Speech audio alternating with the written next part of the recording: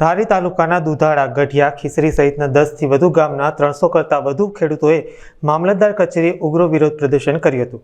ખેડૂતોએ જય જવાન જય કિસાન અને ખેડૂતોનો દેવો માફ કરોના સૂત્રોચ્ચાર સાથે મામલતદાર કચેરીએ આવેદનપત્ર પાઠવ્યું હતું. પોતાની સાથે નુકસાન પામેલી મગફળી લઈને આવ્યા હતા, જેને વેરીને રાજકીય આગેવાનો અને અધિકારીઓનું ધ્યાન દોર્યું હતું. આ પાક વેચીને વળતર મેળવવું અશક્ય છે, ત્યારે ધારાસભ્ય જેવી કાકડિયાએ ખેડૂતોને ડિજિટલ સર્વે બંધ કરાવવા અને આર્થિક પેકેજ જાહેરાત કરવાની ખાતરી આપી હતી. છેલ્લા 8-9 દિવસથી સતત વરસાદ પડી રહ્યો છે. 24 કલાક વરસાદ પડે છે. મારા ધારી બગસરા અને ખાંભા વિસ્તારના ખેડૂતોની જે તમામ પ્રકારની જે વાવેતર હતું, માનો કે કોઈ સિંગ હોય, કોઈ મગફળી હોય કે કપાસ હોય કે બીજા કોઈ હોય, ડુંગળી હોય કે કોઈ પણ જાતનું બિયારણ જે વાવ્યું છે, સદંતર પ્રકારનું 100% જે ફેલ ગયું છે. આ ફેલ ગયું છે એનું કારણ કે સતત 24 કલાક વરસાદ પડી રહ્યો છે. છેલ્લા 8-9 દિવસથી વરસાદ પડી રહ્યો છે, ત્યારે 100% ખેડૂતોને નુકસાન ગયું છે. ત્યારે સરકારશ્રીમાં રજૂઆત કરવી, એટલે સર્વેની કામગીરી બંધ રાખીને 100% ખેડૂતોને ન્યાય મળે એના માટે પ્રયાસો કરીને મુખ્યમંત્રીએ જાહેરાત પણ કરી દીધી છે. આજે ખેડૂતોએ જે આવેદનપત્ર આપ્યું છે એમાં એનું કહેવું એવું છે કે અમને અમારું જે લોન છે એ લોન માફી કરો એનું આવેદનપત્ર અમે આપ્યું છે, એ પણ અમે મુખ્યમંત્રી સાહેબને પહોંચાડવાના છે અને ખેડૂતોને વધારેમાં વધારે ન્યાય મળે એના માટે અમે પ્રયાસો કરવાના છે. હું નીરજ રમેશભાઈ નાકરાણી, ગામ દુધાળા, ઉપસરપંચ છું. હું મારા સમગ્ર ખેડૂતને પ્રશ્નોને વાચા આપવા આવ્યો છું. આજે 1 અઠવાડિયાથી ભાજપ સરકાર અમને લોલીપોપ આપવાની ટ્રાય કરે છે, રાહત પેકેજ આપવાની ટ્રાય કરે છે, પણ અમારે આવેદન મામલતદારમાં શ્રીમાં આપેલું છે, જે આવેદનનો વિષય છે પાક ધિરાણ માફ કરો. લોલીપોપથી અમને કોઈ પૂરું પડે એમ નથી, કોઈ કાળે અમારે ભેગું થાય એમ નથી.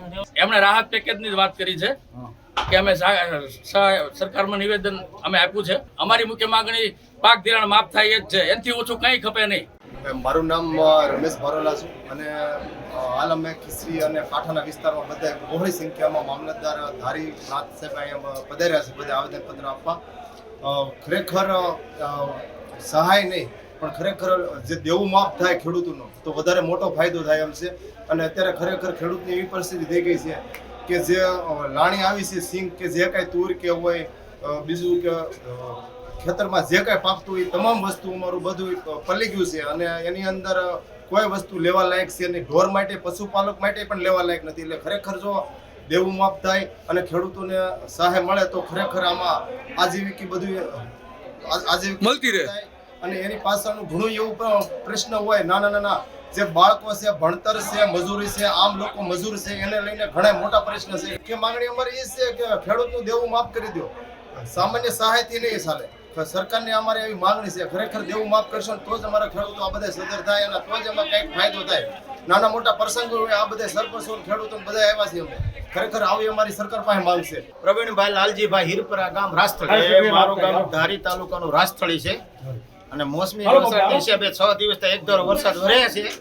નથી ઢોરને પૂછો કે નથી માંડ્યો હાથવામાં. એમ અમારે એક જ માંગણી છે કે અમારે સર્વે નથી કરવાનું, પાક ધિરાણ જે માફ થાય એની માટે અમે આવેદનપત્ર મામલતદારમાં આવ્યા છીએ, બરોબર, જેથી તે વહેલા સહાય મળે એ યોગ્ય અમને પ્રયત્ન કરીએ છીએ. પબ્લિક નથી, આ સરકારથી નારાજ ખેડૂતો છે અને આ એ ખેડૂતો છે કે જે વર્ષોથી વ્યથા ભોગવે છે અને આ લોકોને અત્યારે કોઈ પણ પ્રકારની સહાય નથી જોતી. 5-10 હજાર રૂપિયા 15 એના માટે નથી આવ્યા. ખેડૂતો જે વર્ષોથી કર્જદાર બન્યો છે એ દેવા અત્યારે માફ કરવા માટે સરકારની જ્યારે ફરજ બને છે ત્યારે એનો હક માંગવા માટે આ જગતનો તાત છે એ અત્યારે એક પણ પ્રકારની સહાય માટે કોઈ ભીખ માંગવા માટે નથી આવ્યો. વર્ષોથી કમાઈને અત્યાર સુધી આ સરકારને મતય આપ્યા છે, અત્યાર સુધી આ સરકારને પૈસા દીધા. અત્યારે ખેડૂત આત્મહત્યા કરવા મજબૂર બન્યો છે. દરેક ખેડૂત છે, દરેક વિસ્તારની અંદરથી, સમગ્ર ગુજરાતની અંદરથી આ જ રીતના જાગૃત બનશે અને સરકારને ઘૂંટણે પડવું પડશે ને એને દેવું માફ કરવું પડશે ને કરવું પડશે.